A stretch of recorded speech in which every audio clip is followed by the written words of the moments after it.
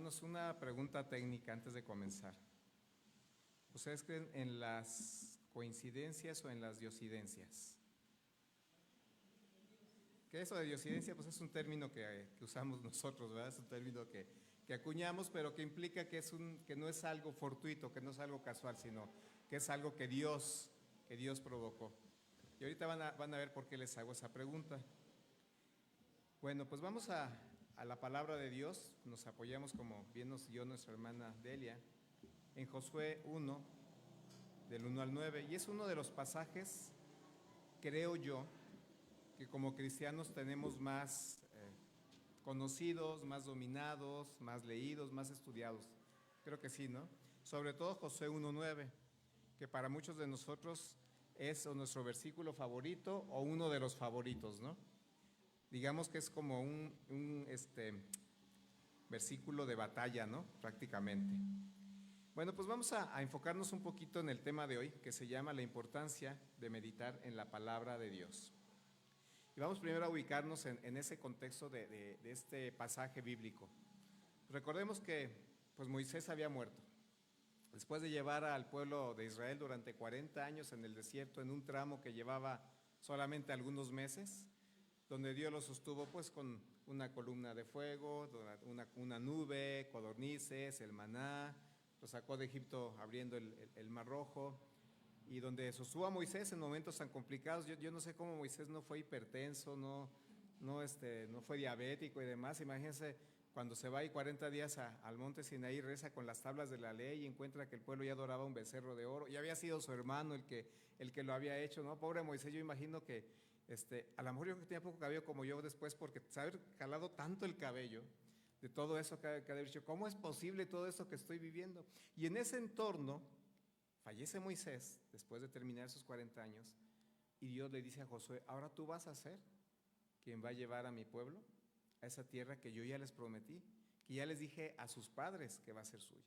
Recordemos que aparte Josué era el único de dos, de una generación que había salido de Egipto, que había llegado junto con Caleb, que los habían enviado a ver la tierra, y donde eran él y Caleb los que tenían una visión diferente de poder entrar a la tierra de Israel, digo, a la tierra prometida, a la tierra de Canaán, a la Palestina. ¿Se acuerdan que cuando van, solo él y Caleb dijeron, pues sí está complicado, pero vamos a conquistarla en el nombre del Señor? Y los otros 10 espías dijeron, no se puede, está bien complicado, hay gigantes ahí, estaban los anaseos que después van a ser parte de los filisteos.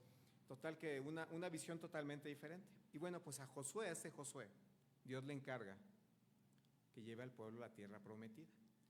Y en ese pasaje que leímos nosotros en Josué, 1 del 1 al 9, el Señor le recalca muchas promesas que había hecho para ellos.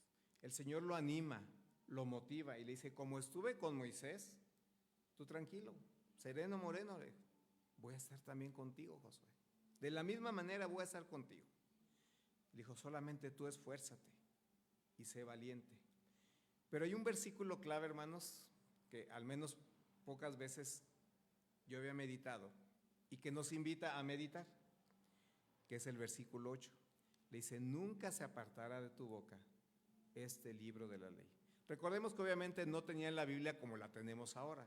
Básicamente tenían el Pentateuco. Y es lo que le dice, este libro no se apartará de tu boca, sino que meditarás en él cuando tengas tiempo, le dijo, ¿no? Cuando el trabajo te dé oportunidad, cuando prefieras cambiarlo por el Netflix o tu serie favorita, sino que de día y de noche, le dijo, vas a meditar en él. Vamos a partir de ahí, hermanos. ¿Qué es meditar? ¿Qué entienden ustedes por meditar? ¿Qué les viene a la mente cuando escuchan la palabra meditar? Estar pensando, ok. Van bien, hermanos, y hacerme preguntas sobre algo que estoy leyendo. ¿Qué más, hermanos? ¿Qué les viene a la mente cuando escuchan meditar? Ok, tratar de comprender, muy bien. ¿Van bien? ¿Van bien? ¿Alguien más? ¿Uno más? Bueno, ok. Les voy a compartir dos definiciones del diccionario y también la definición que es la que quiero que se quede con nosotros. Una definición es, y por ahí van, pensar atenta y detenidamente sobre algo. Otra definición es reflexionar interiormente un tema religioso, espiritual o moral. Nos invita, ese es el que quiero que nos quedemos, meditar nos invita a pensar profundamente acerca de lo que Dios nos dice en la Escritura. Si se fijan, todos más o menos andan por ahí. O sea, es pensar de una manera más detenida, de una manera más analítica, de una manera más profunda, no solo, porque yo creo que muchos hacemos devocional, corto o largo, tenemos estilos diferentes, en la mañana, en la tarde, en la noche. Decía ahorita uno de mis hermanos, a veces nos falta leer la palabra a algunos, también tenemos que leerla más, pero lo importante es leerla bien, pero aparte profundizar en ella. Detenernos un momento a pensar qué nos está diciendo Dios con esto. Como le dije una vez, de repente algunos cristianos, espero que seamos pocos, o sean pocos, tienen ese mal hábito de decir, voy a ver qué me dice el Señor hoy en la mañana, y la abren acá, ya está, eso me dijo el Señor, ¿no? Y les comentaba lo que un pastor una vez nos decía, de ese hermano que abría la Biblia y dice, que abriendo la Biblia todos los días a ver qué le decía a Dios, un día la abrió y dijo, Judas fue y se ahorcó, y no le gustó, dijo, no, no, déjale sigo. Y abrió al azar otro pasaje de la Biblia y decía, ve tú y haz lo mismo. Y dijo, no, todavía no, mejor la voy a estudiar como se debe, ¿verdad? Porque no creo que Dios me esté diciendo eso.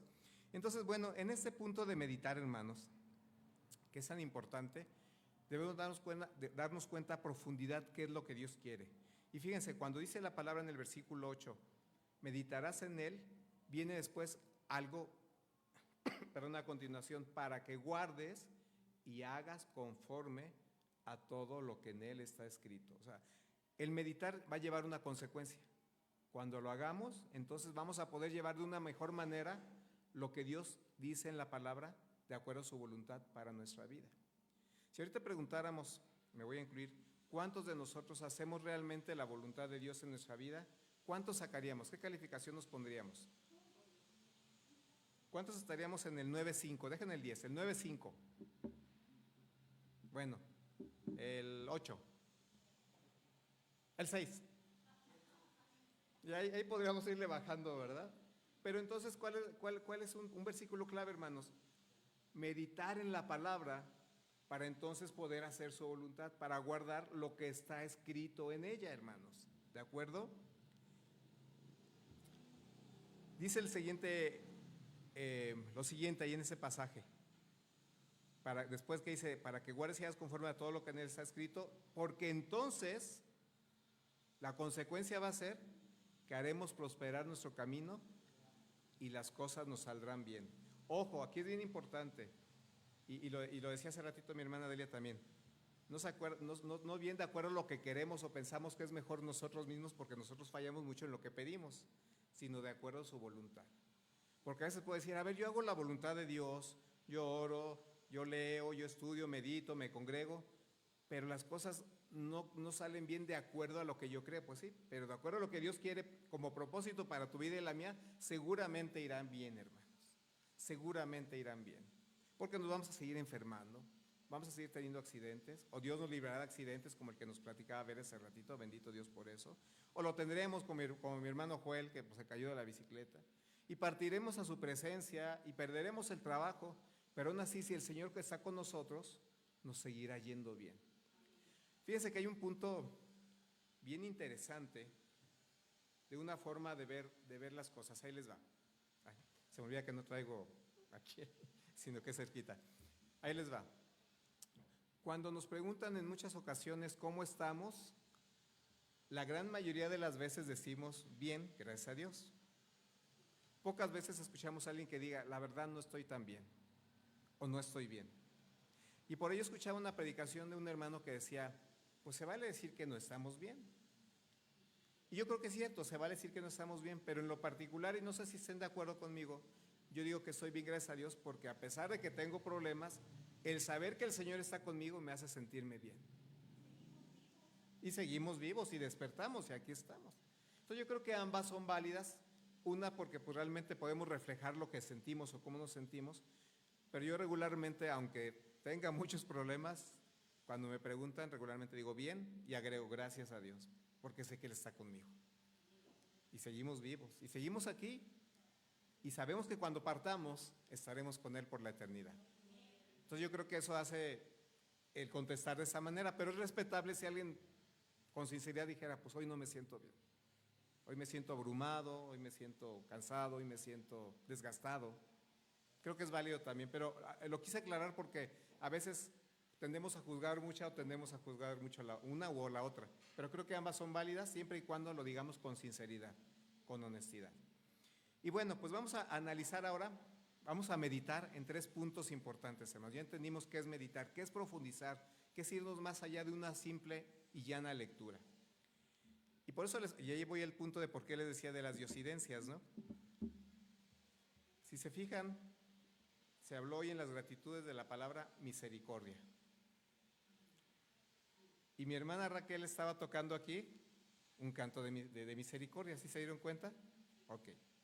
Pues bien, podemos analizar y meditar en muchas cosas, pero vamos a analizar y a meditar en 3. Uno es la misericordia de Dios. En el Salmo 103, del 1 al 11, el salmista David dijo, bendice alma mía Jehová, y bendiga mi ser, todo mi ser su santo nombre. Bendice alma mía Jehová, y no olvides ninguno de sus beneficios. Él es quien perdona todas tus iniquidades, el que sana todas tus dolencias, el que rescata del hoyo tu vida, el que te corona de favores y misericordias, el que sacia de bien tu boca, de modo que te rejuvenezcas como el águila. Jehová es el que hace justicia y derecho a todos los que padecen violencia. Sus caminos notificó a Moisés y a los hijos de Israel sus obras. Misericordioso y clemente es Jehová, lento para la ira y grande en misericordia. Vamos a quedarnos aquí, hermanos. Uno de los atributos, de las cualidades de Dios es que es misericordioso. Es decir, que no nos paga conforme a lo que hacemos, que en muchas ocasiones, como ya comentamos ahorita, no va acorde a su voluntad, ¿verdad? Y qué maravilloso saber que no solo es grande en misericordia, sino que aparte es lento para la ira. Yo creo que a muchos de nosotros nos sucedió que cuando empezamos a conocer de Dios nos preguntábamos por qué en el Antiguo Testamento había tanta violencia, había tanta sangre. ¿Cierto, Norman? ¿No les pasó alguna vez por la mente decir, caray, leo Samuel y está difícil, veo ¿qué más tenemos por ahí? Jueces y está difícil, veo Josué y está difícil, ¿no? Deuteronomio y está complicado, ¿no? El Pentateuco está lleno de sangre, ¿no? Derramamiento de sangre. Me decían, compartiendo ahí la clase en Estrella de Belén, allá en San Isidro, nos tocó rotar clases porque yo regularmente doy un grupo de amigos en Cristo, de solteros adultos. Uno que otro sí se ha casado y va con nosotros, pero la gran mayoría somos de amigos en Cristo. Y en una rotación de clases me tocó compartir con los adultos mayores que ya llamamos siervos hasta el fin.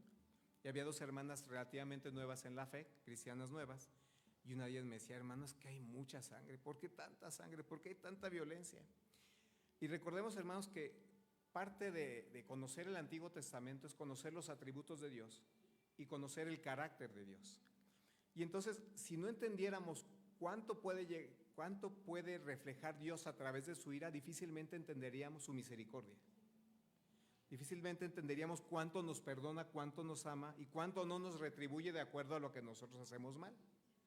Entonces, cuando leemos misericordioso y clemente en el versículo 8, misericordioso y clemente es Jehová, lento para la ira y grande en misericordia, si no entendiéramos eso que sucedió y cómo Dios se puede airar, no podríamos entender cuán maravilloso y cuán misericordioso Dios con nosotros. ¿Cuántas veces realmente nos sentamos? Es más, vale la pena hasta tomar un cafecito, si así lo quieren, o un tecito, lo que ustedes usen. Tomárselo, cerrar los ojos y decir, Señor, cuán misericordioso eres. De veras, cuánto me has perdonado, cuánto me has amado y cuánto has detenido tu ira, porque me pudiste haber destruido 1 y 100,000 veces en ese tiempo que tengo de conocerte. ¿Cuántas veces nos destruirá el Señor al día por los pecados que cometemos? O seríamos capaces de decir, no, a mí me destruirá 1 vez al año por los pecados que cometo. Yo creo que nos destruirá con los pensamientos de la mañana, con las actitudes del mediodía, con las formas de actuar de la tarde y con lo que dejamos de hacer en la noche. Entonces, hermanos, yo te invito, nos invito, de veras, a meditar en la misericordia maravillosa de Dios. Es impresionante, hermanos. De verdad, no hay palabras humanas ni entendimiento humano para describir lo misericordioso que es Dios con cada uno de nosotros, hermanos. Nos invaden los malos pensamientos, de cualquier tipo que gusten y manden, negativos, agresivos, de maldad. Es más, bendito Dios que estamos aquí congregados, pero cuando pensamos alguna vez y pasa por nuestra cabeza no congregarnos, es un mal pensamiento, hermanos. Es un pensamiento negativo, es un pensamiento malo, es un pensamiento que nos hace alejarnos de Dios. Y la realidad es que yo creo que alguna vez dejamos de asistir a un culto porque sí estamos de vacaciones fuera de la ciudad, nos asignaron un trabajo y hay que hacerlo, pues hay que cumplir también en el trabajo que Dios nos dio. Pero cuando es por flojera, por apatía, porque es el programa que me gusta, porque la semana estuvo pesada, hermanos, ¿quién nos da el trabajo? ¿Quién nos da la vida? ¿Quién nos da el respirar? ¿Quién nos da el amanecer más? Un nuevo día más. Pues es Dios. Pero a veces no lo meditamos, no profundizamos, hermanos, no leemos, ay, qué hermoso, Dios es misericordioso. Amén, por eso, y decimos, y cantamos, y gritamos. Pero hermanos, va más allá de una simple lectura. Es realmente maravillosa la misericordia de Dios, no cada día, cada instante de nuestra vida, en cada uno de nosotros. Ayer Bere me platicó a través de un audio, y cuando me decía, ¿qué crees? A lo casi chocamos. Ay, o sea, pasé saliva y dije, ¿qué pasó? Ya escuché el audio y de veras, los accidentes se dan en un segundito y muchos de ellos son mortales, hermanos, o traen graves consecuencias. Bendito Dios que aquí está mi hermano Joel, que no pasó de pues unos golpes y la molestia y el dolor, pero cuando pasa eso, si uno se asusta, hermanos, es la realidad, somos humanos. Yo he escuchado de repente a alguien nos dice, pero eres cristiano, ¿por qué lloras? Pues porque soy humano también. Pero Dios dice que nos refugiemos, que depositemos en Él nuestras cargas. Se vale llorar, se vale angustiarse, pero se vale decir, Señor, aquí está mi carga, tómala en tus manos. Y ahí es donde entra la misericordia maravillosa de Dios. Fíjense, David. David, cuando fue elegido, pues él era un pastor de ovejas.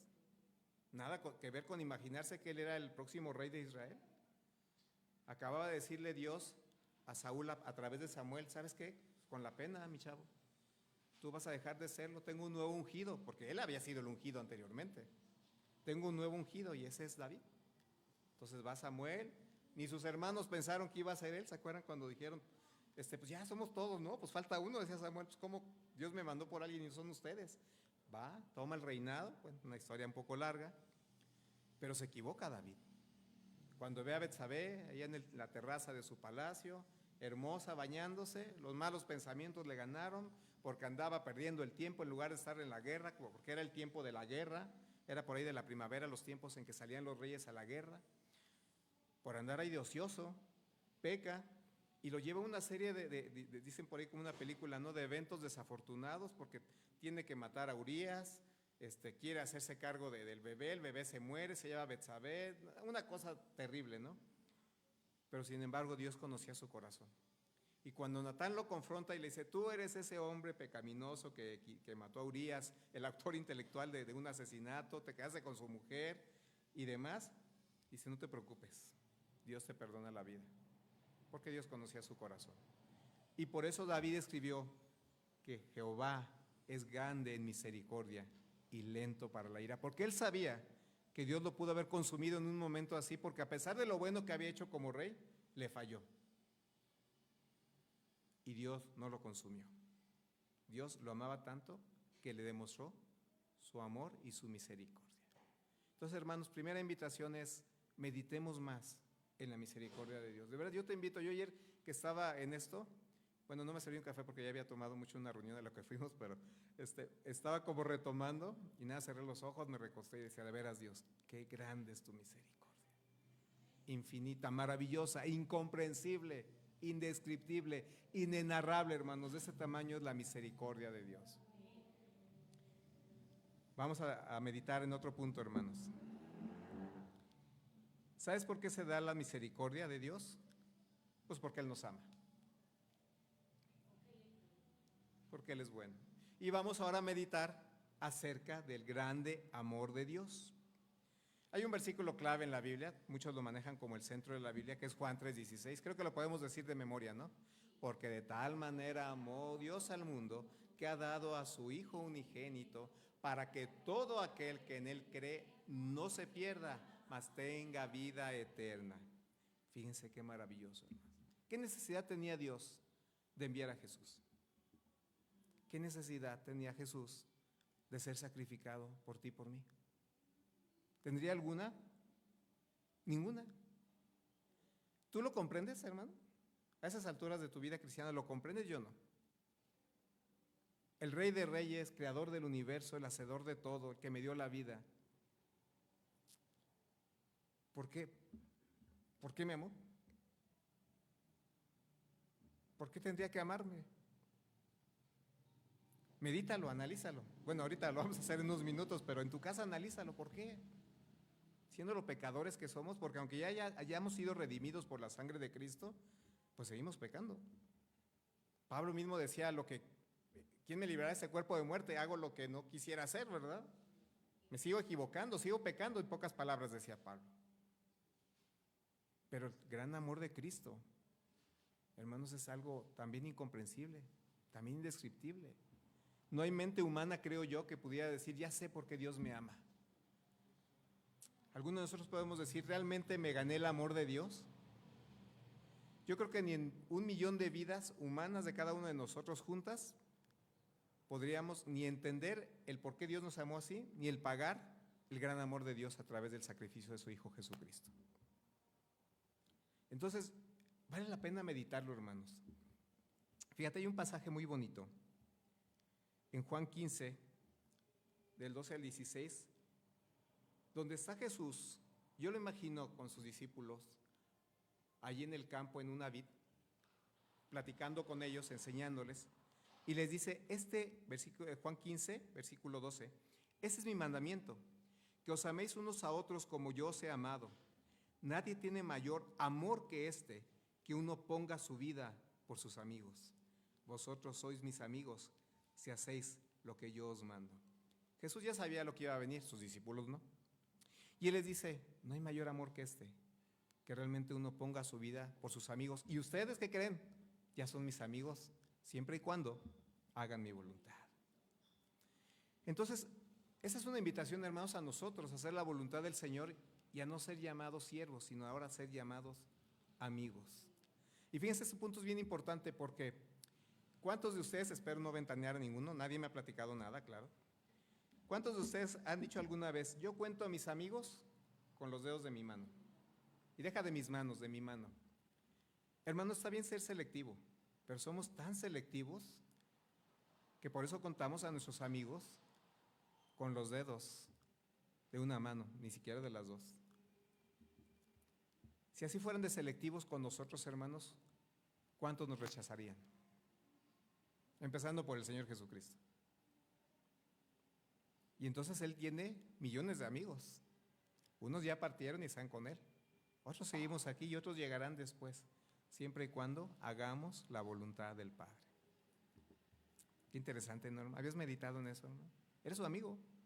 Somos sus amigos, a pesar de lo pecadores que somos, a pesar de cuántas veces fallamos, a pesar de que nos da flojera a veces leer su palabra, orar y venir al culto, somos sus amigos. Porque Él conoce nuestro corazón. Y así como David se equivocó, pero se esforzó por agradarle, Él sabe cuando tú y yo nos esforzamos realmente por agradarle, por servirle, por ser ese intento de siervos inútiles que muchas veces somos, que vamos apenas en el camino de serlo. Él nos ama, hermanos. Por eso me lo imagino allí en esa vid, en ese viñedo, hablando con sus discípulos. Y más adelante vamos a seguir con ese mensaje, hermanos. Yo quiero compartirles, hablando de ese amor, un ejemplo tan maravilloso que espero que me hizo llorar en su momento, espero que hoy no, porque yo también soy bien chillón. No se preocupen, alguien dijo por ahí que era, creo que mi hermana, ¿verdad? ¿Cómo te llamas, hermana? Acuérdame. Araceli. Yo también soy de los tuyos, hermano. Y creo que aquí muchos somos de ese club, ¿verdad, hermanos? De los que vemos Bambi y lloramos cuando matan a su mami. Yo sí lloré de veras cuando vi esa película y sigo llorando, por eso no la veo.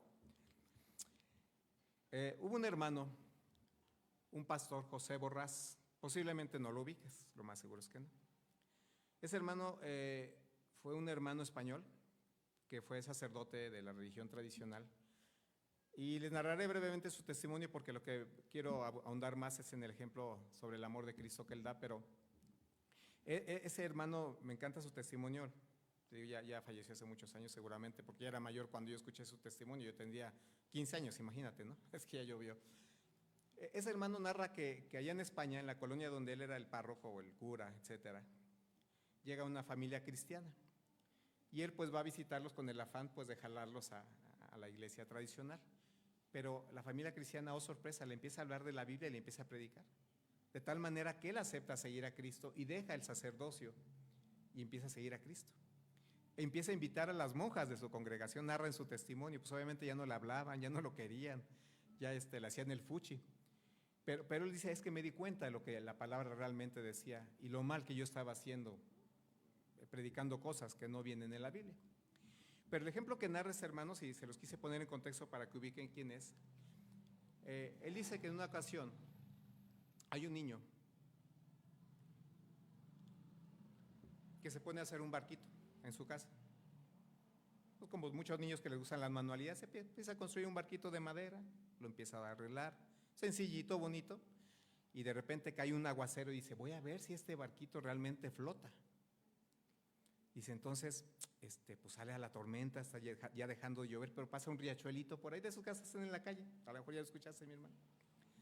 Dice, entonces, pues pone el barquito el niño bien feliz y ve que empieza a flotar, pero lo empieza a seguir el niño, pues ahí por el riachuelo, ¿no? Pero de repente, pues agarra fuerza a la corriente y se lo lleva. Y el niño, mi barquito, yo hice mi barquito, y se va el barquito y lo pierde de vista. Pues bien triste, regresa a su casa, ya perdí mi barquito. Bueno. Pasan 1 o 2 días, no sabemos exactamente cuántos, y va con su mamá a comprar las compras del mandado. Entonces en un puestecito ve varias manualidades, juguetitos, y de repente voltea al niño y dice, mi barquito, ya encontré mi barquito. Y va y pregunta, oiga, ¿dónde lo encontró? Es mi barquito. Y le dice el puesto, no, perdóname, yo me lo encontré, si quieres te lo vendo. Pero es que no tengo dinero. Pues ahora sí que si quieres. Va y pues ya se imaginan un niño de unos 7, 8, 10 años, ¿no? Mamá, este es mi barquito. Pues dile que te lo dé, es que me lo vende, mamá. Bueno, ¿cuánto? X pesetas, ¿no? Allá en España. Ya le da el dinero. Va, paga, lo abraza.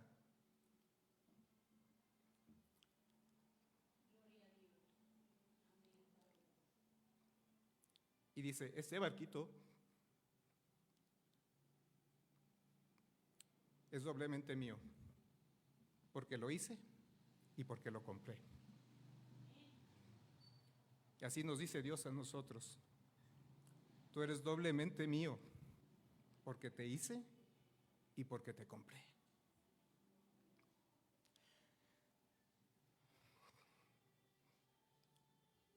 Y es cuando vale la pena, hermanos, meditar en el gran amor de Dios por cada uno de nosotros. No solo nos hizo, nos compró con la sangre de Cristo. Somos doblemente suyos, hermanos. Doblemente suyos. Meditemos, no leamos solamente. No nos conformemos con una lectura que es buena, que nos lleva unos minutos. Date unos minutos, démonos unos minutos.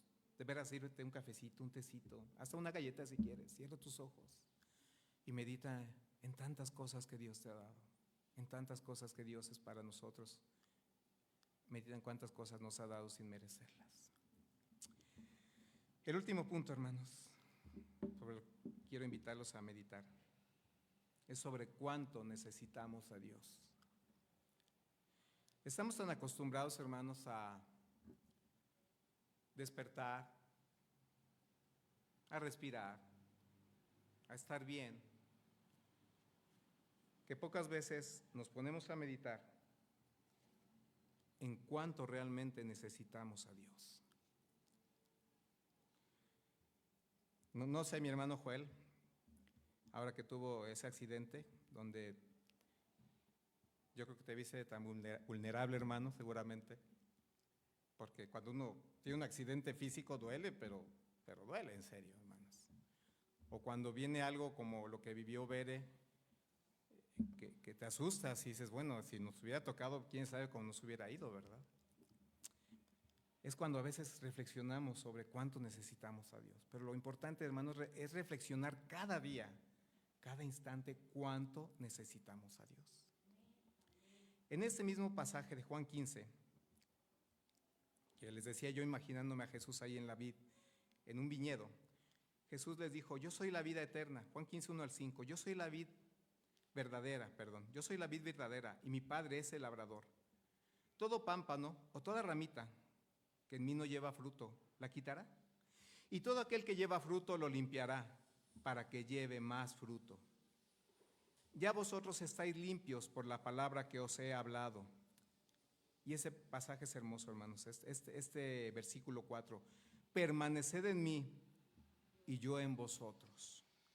Como el pámpano no puede llevar fruto por sí mismo si no permanece en la vid, tampoco vosotros si no permanecéis en mí. Yo soy la vid, versículo 5, vosotros los pámpanos, el que permanece en mí y yo en él, éste lleva mucho fruto, porque separados de mí, nada podéis hacer. No dice separados de mí van a poder hacer poco, o no van a poder hacer todo. Nada vamos a poder hacer separados de Dios. Así tengamos el mejor trabajo, la casa más bonita, cantemos súper bien, lo que gusten y manden, separados de Dios, nada podemos hacer. Yo por eso me lo imaginaba tuve que poner en práctica lo que les estoy compartiendo. Me imaginé Jesús platicando con ellos, tal vez tocándole los hombros a algunos que estaban junto a él y diciéndoles eso. Muchachos, si se separan de mí, no van a poder hacer nada jamás en su vida. Nada que valga la pena espiritualmente hablando. A lo mejor podemos decir, pues yo tengo casa, yo tengo coche, yo tengo un buen trabajo, pues sí, pero espiritualmente hablando, nada vamos a poder hacer si no estamos con el Señor Jesucristo. Por eso cuando Él partió, dijo, yo me voy, pero les dejo otro consolador, que es el Espíritu Santo. Y es por eso precisamente que al partir Él, nos deja el Espíritu para que podamos hacer muchas cosas en su nombre, hermanos. Cosas que tal vez nunca imaginamos que podíamos hacer y tal vez milagros que nunca imaginamos que podíamos vivir. Y no me refiero solo a milagros de cuestiones mágicas y místicas, sino situaciones que a veces no imaginamos que tenían salida y que Dios resolvió para sacarnos adelante. Y yo creo que si te puedes analizar y a meditar cuántas ocasiones no hay donde Dios hizo cosas que tú imaginabas que no se iban a poder arreglar, resolver o que no ibas a poder vivir alguna vez. Desde las más básicas hasta las más increíbles. Mira, hermano, yo te quiero contar un testimonio. Hace muchos años, y ese testimonio va relacionado a la Biblia, no es que esté inventando cosas como de repente se tiene de moda, ¿verdad? Ahí en la actualidad. Iba yo de Guadalajara a Morelia a trabajar. No existía autopista de Guadalajara a Morelia, es que hacía 4 horas y media de carretera, cruzando la sierra, por allá por Zaguayo, por ¿qué otros pueblitos? Ahí se me fueron los pueblitos, pero bueno, por allá la cañada de los 11 pueblos que le llaman los que han manejado carretera. Entonces, pura sierra. Entonces, de repente, yendo ahí en la sierra, me acuerdo que traía una caribita que mi papá me prestaba y empezó a llover. Pues la Caribe no tenía aire acondicionado, entonces la única forma de desempañar por dentro pues era ponerle un poco la calefacción. Pero pues me dio somnolencia, ¿verdad? Entonces de repente agarro una curva y en un parpadeo abro los ojos y estaba, pues por ahí hice el coche de frente, entonces pues mi reacción fue pisar el pedal, me voy, bueno el coche, ¿verdad? De reversa y empieza a caer por la sierra, dije pues ya. La verdad es que no es cierto que pasa la vida en 2 segundos, yo no pasó mi vida por ahí, pero, y eso que nace ya 24 años más o menos. Pero de repente, la única roca como de este vuelo, le atiné. Ahí se detuvo el coche de reversa. Si no, quién sabe dónde hubiera parado. Estaba el precipicio. Bueno, primer situación maravillosa, ¿verdad? Pero quedé como a 20 metros hacia abajo. Entonces me voy a la carretera y pues alguien me tiene que ayudar. Empieza a llover y yo pues haciendo señas, nadie se paró, ni camiones foráneos, nadie se paró. Empezó a anochecer. Y para colmo una jauría como de 5 perros de la sierra, pues me empezaron a ladrar. Es que pues bajo a la camioneta, al Caribe, me subo, empiezo a llorar honestamente y empiezo a cantar y a orar. Estaba cantando alabanza, dije, Señor, pues ¿qué puedo hacer? Pues no hay forma. Pero dejé las intermitentes puestas. No pensé se va a acabar la batería, simplemente no lo pensé. y estaba cantando mis alabanzas y a lo lejos escucho unas voces, me bajo y había unos cuates en la orilla de la carretera y me decían, hola, ¿hay alguien ahí? Y yo pues salí feliz, sí, aquí estoy. Me dice, oye, ¿te ayudamos? Pues sí. Venían unos trabajadores de no sé de dónde, de alguna construcción, eran como 6 o 7 en una pickup, se bajan y entre todos sacaron la Caribe. Me acuerdo que les cooperé 50 pesos de aquel tiempo, ¿verdad? Y me decían, no, ¿cómo crees? No. Le digo, no, pues para los refrescos. Entonces agarro, iba manejando y llore diciendo, Señor, ¿quién como tú, Señor? Y yo creo que cada uno de ustedes tiene algún ejemplo tan impresionante como este o más. Hermanos, separados de Dios nada podemos hacer. No me imagino pasando eso sin conocer a Dios. Y muchas otras que he vivido, ¿no? Y seguramente tú has vivido. Hermanos, de veras vale la pena estar cerca de Dios. Por eso, en el ejemplo que él da, cuando habla de las ramitas, que son los pámpanos y la vid, pues se mueren y son echadas al fuego porque ya pues, solo sirven para leña, si acaso. Así somos tú y yo si nos alejamos de Él. Empezamos a morir en vida, hermanos. Empezamos a morir. Vivir sin Él es morir en vida, hermanos. Cuando ya hemos probado el amor, la misericordia y la bondad de Dios, como decía mi hermana Gloria, lo bueno que es Él, y nos alejamos, perder esa comunión con Él, créeme, porque yo lo viví alguna vez, es morir en vida. No sentirlo cerca, no saber que está contigo, que no importa lo que pase, porque puede ser un accidente, perder el trabajo, me tocó a mí perderlo en la pandemia, imagínate, y decir, ¿y ahora qué hago? No había ni trabajos, pero estaba Él. Y estaban sus promesas, que también te invito a meditar en ellas. Podríamos meditar tantas cosas hoy, hermanos, pero medítalas en tu casa. Medita cuánto le necesitas, cuánto nos hace falta, cuánto necesitamos estar cerca de Él, cuánto necesitamos leer su palabra, cuánto necesitamos orar, cuánto necesitamos acercarnos a los hermanos, darnos un abrazo y saludarnos y decir, aquí estoy, hermano.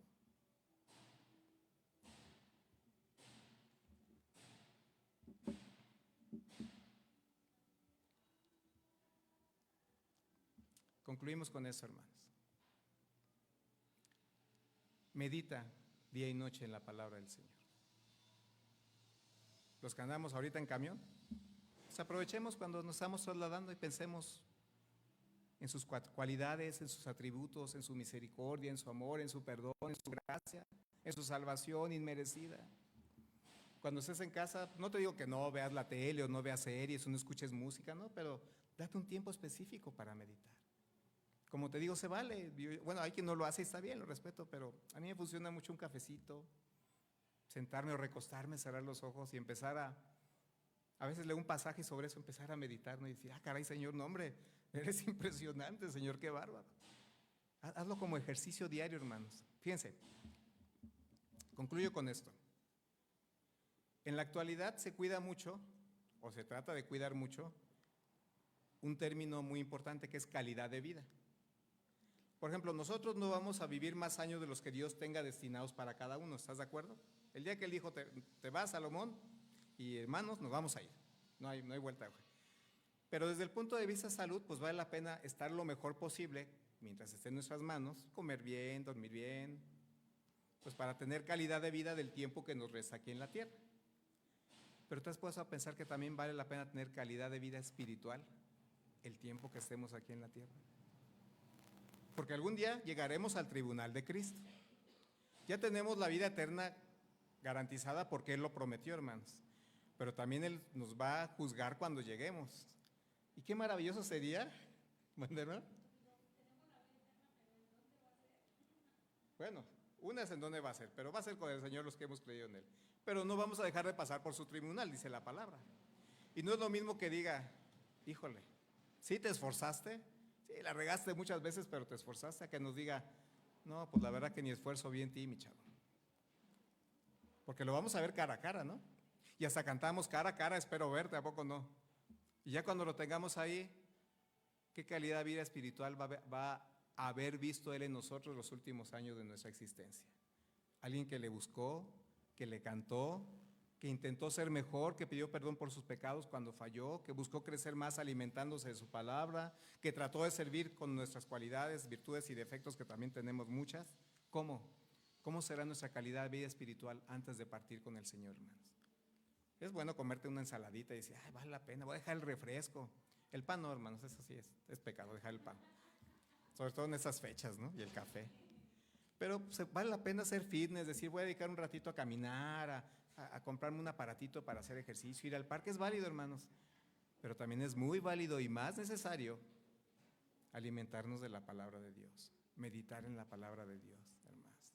¿Se acuerdan que hay un pasaje, no recuerdo exactamente cuál es, cuando dice que más que el ejercicio, que vale la pena alimentarse? El Señor no lo tengo muy claro, pero dice que el ejercicio de poco, ¿alguien lo tiene por ahí en la mente? Pero el punto es que el ejercicio es bueno, pero no es tan bueno como estudiar la palabra de Dios. Esa es la enseñanza que viene en ese pasaje.